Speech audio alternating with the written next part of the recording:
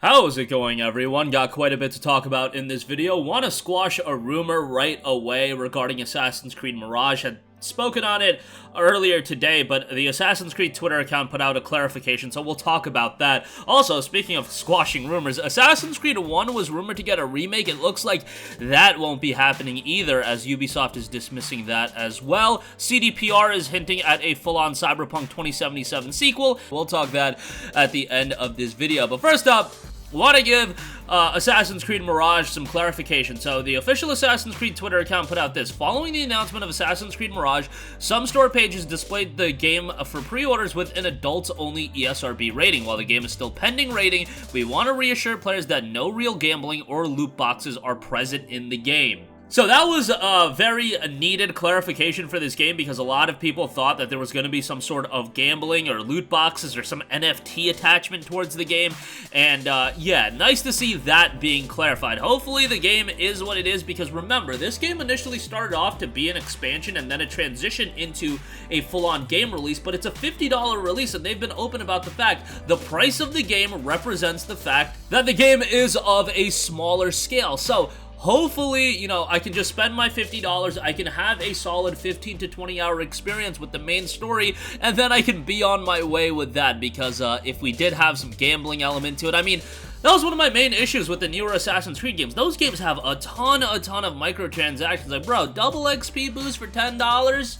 Not a fan of that, and I get the idea is for Ubisoft to monetize these games as hard as they can, but yeah, maybe dial it back a little bit, and the games are gonna sell well. I'm sure Mirage is gonna do fairly well from a sales standpoint.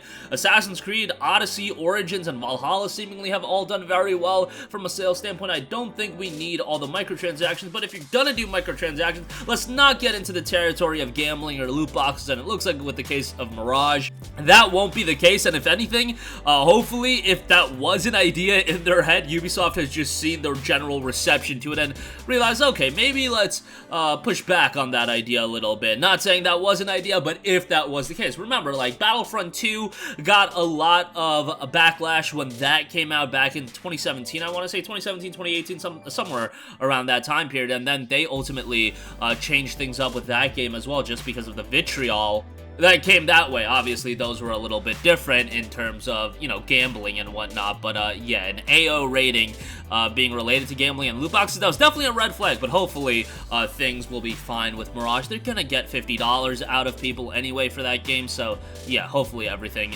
just does work out. Alright, moving on from that, there was a lot of talk regarding Assassin's Creed 1 getting a remake or a remaster, and it was thought that maybe the game would be included in Assassin's Creed Mirage's Season Pass. Well, Assassin's Creed Mirage does not have a Season Pass. There is a deluxe edition that includes some additional content, but there's no formal Season Pass. And it looks like at this stage of the game, the AC1 remake that was rumored won't be happening. Speaking separately to Eurogamer, it was noted, yeah, that's not what we're doing. I'm fully dedicated to Mirage, and I can tell you we are not remaking Assassin's Creed 1. Assassin's Creed 1, I feel like, is revered fondly, but I remember when that game came out back in 2007, a lot of people had issues with that game. Assassin's Creed 1 did a really good job of really having like a lot of stealth aspects and making you go through things to find information about your targets, and it really seemed like that was the game where its goal was to make you feel like an assassin. Maybe that didn't create the most engaging gameplay style, and they definitely refined some things with Assassin's Creed 2, and ultimately that game was incredibly well received. AC2, that is. AC1, I remember when that game came out, but it got a lot of like 7.5, 7.8. It's not a bad score by any stretch of the imagination, but it wasn't the 9.5s that Assassin's Creed 2 got when that dropped in 2009. So AC1 getting a remake, I think it would have been fun to go back and check that game out, and it looks like Mirage does have a lot of the elements from Assassin's Creed 1, where it does have more of a stealth focus, but as far as a remake goes, at least for now, it looks like it won't be happening. But I think there's money to be made with a full-on Assassin's Creed 1 remake. I mean, if nothing else, nostalgia, the very first Assassin's Creed game. Assassin's Creed might be a franchise that a lot of people got into within the last 5 to 7 years, and they entirely played the games on PlayStation 4, and they never even played Assassin's Creed 1, and I think every Assassin's Creed game except for Assassin's Creed 1 you can play on the PlayStation 4. Am I forgetting one? Maybe I am. But I guess Assassin's Creed Bloodlines on PSP, maybe there was another handheld one that I'm missing, so yeah, you can't play Bloodlines, you can't play Assassin's Creed 1, and both those games feature Altair, so how about that? Moving on from that, CDPR is hinting at a full-on Cyberpunk 2077 sequel. Now, we know Cyberpunk Edge Runners will be dropping tomorrow, we know that there will be a brand new expansion in Phantom Liberty, but it does seem like Phantom Liberty will be the one major expansion for Cyberpunk 2077. It was noted by Adam Kaczynski in a Q&A with investors, we decided to release one large expansion using the potential of the new generation of consoles. At the same time, I would like to emphasize that we want to further develop Cyberpunk's IP. We have invested a lot of time and effort to build this brand, and we definitely intend to develop it further. Now, I don't find this too surprising. I know Cyberpunk 2077 got a very mixed reception, and rightfully so, mostly negative. Given all the promises, given all the anticipation, the hype surrounding the game, I can definitely see why people were disappointed. However, you also have to consider the fact that the game was in development and they've been investing into this world. I don't even want to know how long, but it must have been like 13, 14 years, given, I believe the game was announced back in 2011, but when were the wheels turning to create this world and to facilitate the creation of this IP?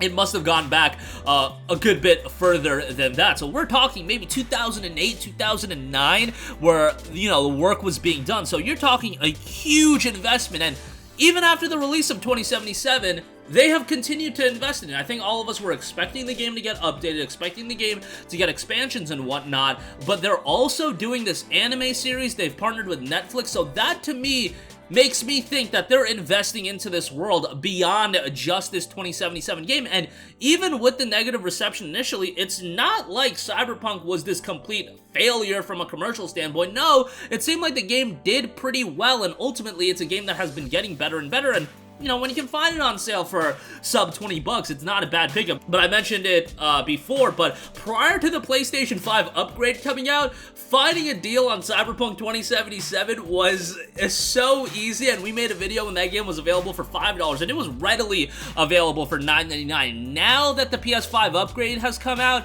is kind of evident that they realize, okay, like, people don't have the same vitriol that they had towards this game years ago, so the value has seemingly increased a little bit. You can find it on sale on PlayStation Store for, like, you know, $29.99, that's the standard price. But as far as the $5 and $10 price points, I haven't seen that in a while, but I'll even mention it, Amazon's got it right now for 18 and change. Like, that's not bad. You know, the fact is we had it for $5 and $10, so obviously it's not $5 or $10, but it's $18.79 right now. I think that's an okay price, all things considered, but nonetheless, it looks like Cyberpunk will be invested into as an IP from CDPR going into the future. But that is going to do it for me. Again, Assassin's Creed, clarification on Mirage, looks like there won't be any real gambling or loot boxes, so hopefully, you know, not too many shenanigans with that game's release. You're gonna get people's $50, just take that, and then let's get excited for Feudal Japan Assassin's Creed, because I'm really hoping that turns out well. Assassin's Creed 1 Remake looks like that won't be happening, and as far as Cyberpunk 2077 goes, where Cyberpunk is an IP, it looks like CDPR will be continuing to invest in it. That's gonna do it for me. Sound off with all of your thoughts in the comments section down below. Thank you for watching, and goodbye.